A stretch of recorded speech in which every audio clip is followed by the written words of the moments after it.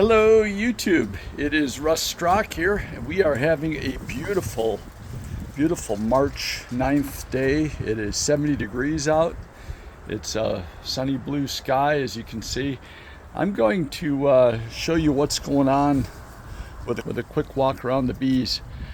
This time of year I often put some extra honey frames that I've got right up against the house, and you can see the bees are going crazy for it, very active. I put a little bit of pollen there on the bricks, another frame over here, and then I've got some pollen I just sprinkled on this log, and you can see the bees, they like to just kind of work it, and there's a couple in the grass just to the left.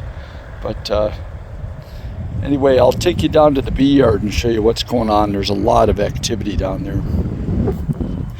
I just thought as I'm walking down to the bee yard, I might as well just tell you what I've been up to this morning. I was out here and I cleaned off all the bottom boards, and I inspected the lower hive on each of the 10 groups that I have.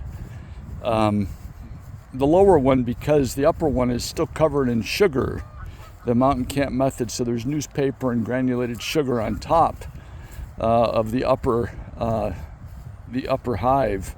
So the lower hives, and almost all of them, had there's no reproductive activity. There were a few bees, but only in one hive did I see larvae and some capped brood.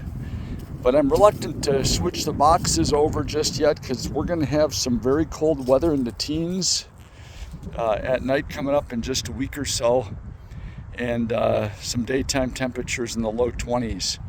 So I hit the wrong button. I'm going to flip this and just show you some of the activity right now going on. One of the more successful, here's some of the bees I scraped out of the bees and sugar I scraped out of the bottom board just a little bit earlier today.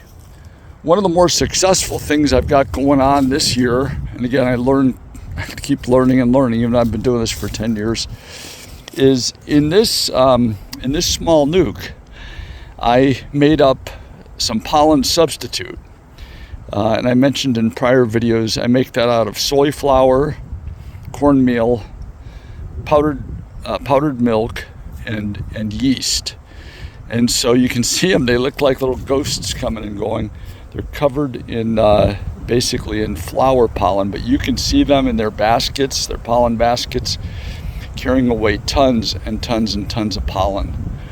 So again, another hive next to it, I scraped out the bottom board, and the bees are now using that bottom entrance a little bit. It was really pretty disgusting. I've got a giant pile of it here again. It's all the sugar and dead bees. I have a couple of other feeders that I've displayed in earlier videos too, with some of that pollen substitute mixture. You can see they leave the cornmeal.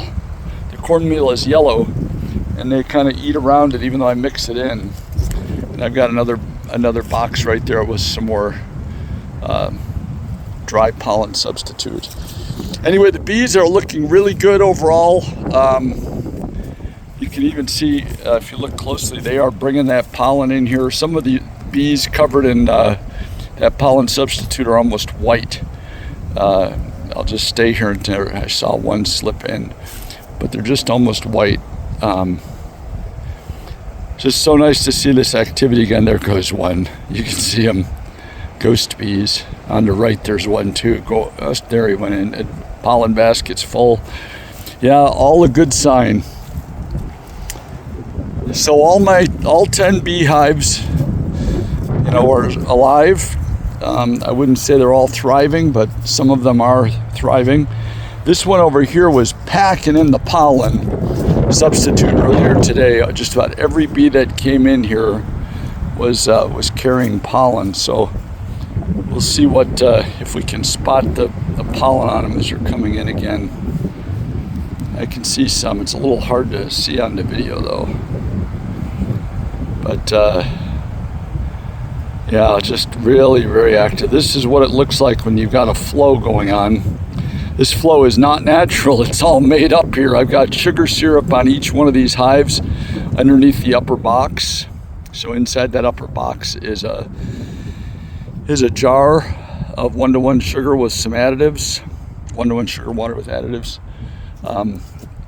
Lots and lots of activity though, but this is all artificial. As I said, I've made up the pollen substitute and I'm feeding them 1-to-1 sugar because there just is no nectar yet. There is no pollen, and I can see them over in this hive carrying that pollen substitute in like crazy. There goes one. Anyways, it won't take long for them to build up with this kind of activity, but we only have one more day of really warm weather, and then this backs off to what I said earlier, in the 20s with nighttime temperatures down in the teens. Look at here, I put another pollen feeder here. This is just a nuke box, and I put that powdered pollen substitute in there. Bees just going nuts here on this hive in that little tiny hole. And I could again see some of them are pretty white, covered in that pollen. I cleaned out this bottom board too, but they're still not using the bottom. I'm sure they will. Anyway, that's it for now. I just wanted to show you the success this year, mainly with the pollen substitute I've made up, and just hoping this really gets the bees, boosted for production this April when they start to get some natural nectar and natural pollen. I'll walk back up to the house and I'll just talk with you a little bit about what I did. I think that worked to get them through the winter here. One action was I did test for mites in this last spring and last summer, and I was getting either no mites or very, very low mites, like 1 or 2 mites. I tested them again in early September, and I was getting 2 mites, sometimes 3 mites. I think one of these hives had about 5 mites. So I treated all of them with Formic Pro in early September, and the temperatures were ideal. They were between 50 and 85, and I know I had a good effective treatment with those Formic Pro strips. And then I went right into bucket feeding, and we had a nice lingering fall where temperatures were warm enough where they were taking a 2-to-1 sugar syrup mixture right through September, October, and even in November. And I think that combination of the Formic Pro, getting the bees healthy, plus the food, allowed them to create a lot of winter bees. Those bees of winter physiology, those larger bees. And I think those 2 things are key. Were key, getting them through the polar vortex this winter. But, not having any moisture leaks, and making sure that we had that granulated sugar, the mountain camp method, packed for them, I think was also important all winter long. So I think those are a couple key ingredients. I'm back up to the house now. Bees all over those feeders. Not really feeders, it's just honey. So, all right, I'm going to wish you all good luck with your bees and encourage you to feed pollen if you haven't done that before. Take care.